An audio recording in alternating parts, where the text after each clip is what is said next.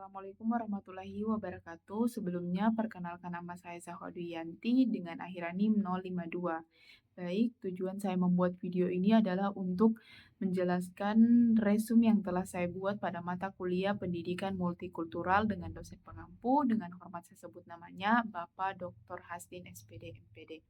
Baik, langsung saja. Yang pertama terkait dengan teori dan pendekatan pendidikan multikultural, di mana adapun pengertian dari pendidikan multikultural ini sendiri bahwa pendidikan multikultural adalah proses pendidikan yang mengakui, menghargai, dan mengakomodasi keberagaman budaya, agama, suku, ras, bahasa, genre, serta latar belakang dan tujuannya itu agar setiap peserta didik memperoleh kesempatan belajar tanpa adanya diskriminasi. Adapun terkait dengan teori dari pendidikan multikultural ini sendiri, yang pertama itu teori kultural pluralism, di mana teori ini memandang bahwa setiap budaya itu memiliki nilai dan karakteristik yang perlu dihargai.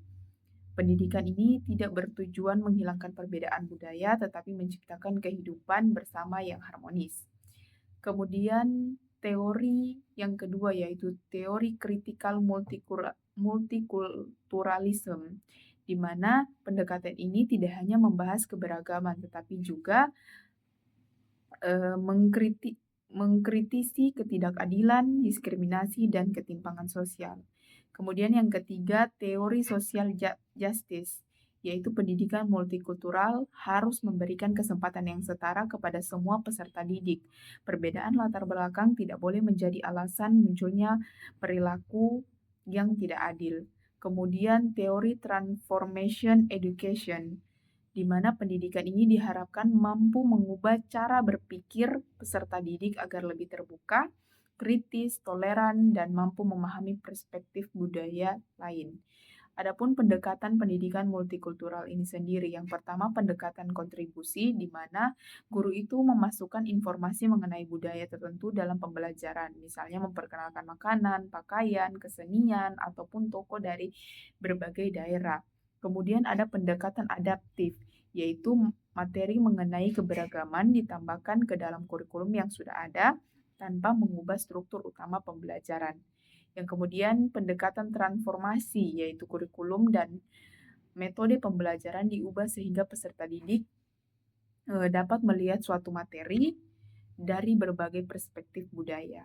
Kemudian pendekatan aksi sosial, yaitu peserta didik itu tidak hanya memahami keberagaman saja, tetapi juga didorong untuk mengambil tindakan dalam menyelesaikan masalah sosial seperti diskriminasi, intoleransi, dan juga ketidakadilan.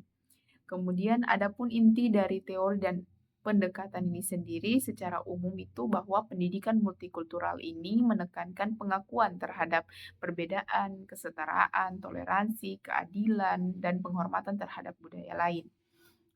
Penerapannya ini dapat dimulai dari pengenalan keberagaman, kemudian berkembang menjadi pengubahan cara berpikir, dan akhirnya mendorong peserta didik untuk ikut menciptakan lingkungan sosial yang adil dan inklusif. Jadi pendidikan multikultural ini bukan sekedar mengajarkan tentang berbagai budaya, tetapi juga membentuk peserta didik agar mampu menghargai perbedaan, berpikir kritis terhadap ketidakadilan, dan hidup bersama secara harmonis dalam masyarakat yang beragam. Kemudian masuk pada poin yang kedua terkait dengan pendidikan multikultural dalam sistem pendidikan nasional. Adapun pengertian dari pendidikan multikultural ini sendiri dalam sistem pendidikan nasional ini merupakan pendidikan yang mengakui dan menghargai keberagaman masyarakat Indonesia, seperti perbedaan suku, agama, ras, bahasa, budaya, adat istiadat, dan kondisi sosial yang beragam. Pendidikan ini bertujuan menciptakan proses pembelajaran yang adil, inklusif, dan bebas dari diskriminasi. Adapun landasan dari pendidikan multikultural ini sendiri, di mana pendidikan multikultural di Indonesia ini memiliki dasar yang kuat, terutama melalui Pancasila, khususnya nilai persatuan, kemanusiaan, dan keadilan sosial. Kemudian Undang-Undang Dasar 1945 yang menjamin hak setiap warga negara untuk memperoleh pendidikan, kemudian Bhinneka Tunggal Ika yang menjadi prinsip penting dalam menjaga persatuan di tengah keberagaman, dan yang terakhir ada sistem pendidikan nasional yang mengarahkan pendidikan untuk mengembangkan kemampuan peserta didik sekaligus membentuk karakter dan kehidupan masyarakat. Adapun tujuan dari pendidikan multikultural ini sendiri yang pertama yaitu menumbuhkan, sikap toleransi terhadap, perbedaan, yang kedua mengembangkan rasa saling menghargai antar peserta didik, yang ketiga yaitu mencegah diskriminasi dan konflik akibat perbedaan, kemudian yang keempat membentuk karakter yang demokratis dan terbuka, kemudian yang kelima memperkuat persatuan dan kesatuan bangsa, dan yang keenam memberikan kesempatan pendidikan yang setara bagi seluruh peserta didik. Adapun penerapan dalam sistem pendidikan nasional ini sendiri, di mana pendidikan multikultural ini dapat diterapkan melalui yang pertama kurikulum dengan memasukkan nilai keberagaman budaya dan toleransi, kemudian melalui pembelajaran di kelas dengan menggunakan contoh ataupun materi dari berbagai budaya daerah, kemudian ada kegiatan sekolah seperti pentas budaya, diskusi keberagaman ataupun kerja kelompok antar siswa. Kemudian peran guru, di mana peran guru ini juga penting yaitu dengan bersikap adil dan tidak membeda-bedakan peserta didik. Kemudian yang terakhir lingkungan sekolah. Lingkungan sekolah ini juga penting karena kita harus bisa menciptakan suasana yang aman, inklusif dan juga menghargai perbedaan.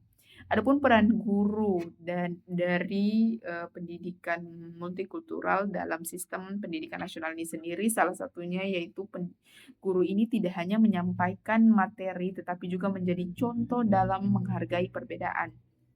Jadi guru itu harus bisa memberikan perlakuan yang adil kepada semua siswa, serta menciptakan pembelajaran yang memungkinkan setiap siswa menyampaikan pendapat dan budaya mereka. Adapun tantangan terkait dengan, penerapannya sendiri, yang pertama masih adanya diskriminasi dan stereotip, kedua perbedaan latar belakang peserta didik yang masih cukup besar, kemudian kurangnya pemahaman tentang keberagaman dan materi pembelajaran yang terkadang juga belum mewakili seluruh kelompok budaya, dan yang terakhir kadang terjadi karena pengaruh lingkungan sosial dan media sosial yang dapat memperkuat intoleransi. Kemudian, adapun kesimpulan dari materi ini bahwa pendidikan multikultural ini merupakan bagian penting dalam sistem pendidikan yang sangat beragam. Melalui pendidikan multikultural, sekolah dapat menjadi tempat untuk membangun toleransi, kesetaraan, persatuan, dan keadilan. Jadi dengan demikian pendidikan ini tidak hanya bertujuan mencerdaskan peserta didik saja, tetapi juga membentuk generasi yang mampu hidup harmonis dalam masyarakat yang berbeda-beda. Sekian pemaparan resume yang telah saya buat. Saya akhiri, wassalamualaikum warahmatullahi wabarakatuh.